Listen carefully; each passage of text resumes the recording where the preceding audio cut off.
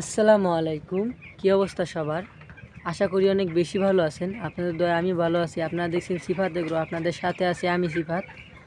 So আজকের ভিডিওর টপিকটা হচ্ছে দেখেন, ব্রয়লার মুরগির দাম এইভাবে যদি কমে যায় তা একজন খামারি কিভাবে লাভ করবে? একজন খামারি কিভাবে প্রফিটে থাকবে? প্রতিদিন যদি এইভাবে খাবারের দাম বা বৃদ্ধি থাকে, মুরগির দাম বৃদ্ধি থাকে, ওষুধের দাম বৃদ্ধি থাকে, যদি মুরগির দাম এভাবে কমে যায় তাহলে আমাদের কি হবে? একজন খামারি কিভাবে লাভ করবে?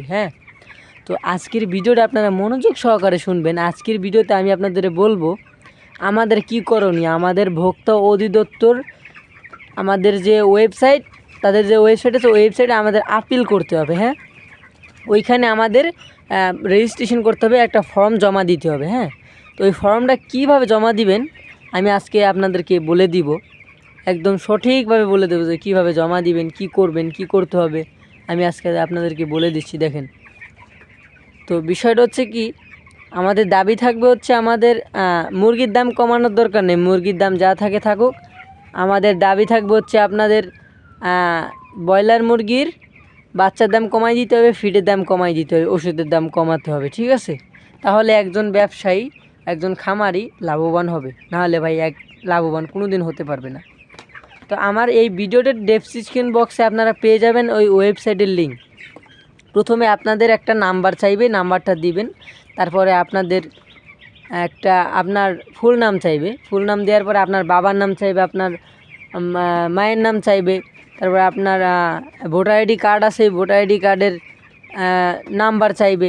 তারপরে হচ্ছে আপনার ঠিকানা চাইবে, আপনার স্থায়ী ঠিকানা চাইবে। আপনি এখানে ওই লাস্টে যে পূরণ করেন ওইখানে লিখবেন যে খাদ্যের দাম 3600 টাকা, বাচ্চার দাম 55 টাকা। এইভাবে যদি আমাদের দাম বৃদ্ধি থাকে আর মুরগির দাম যদি কমে যায় বিক্রির সময়, তাহলে আমরা একজন খামারি কিভাবে লাভ করব? আমরা একজন খামারি যদি পার পিস মুরগিতে 20 টাকা লাভ না করি ভাই, তাহলে আমরা কিভাবে কি করব? আমাদের কিভাবে সংসার চলবে? ঠিক আছে, আমরা কিভাবে খেয়ে পুরে বাঁচবো? ঠিক আছে, তো এইভাবেতে একটা অভিযোগ আপনারা ভোক্তা অধিদপ্তরে আমাদেরকে জানাইতে হবে, ঠিক আছে?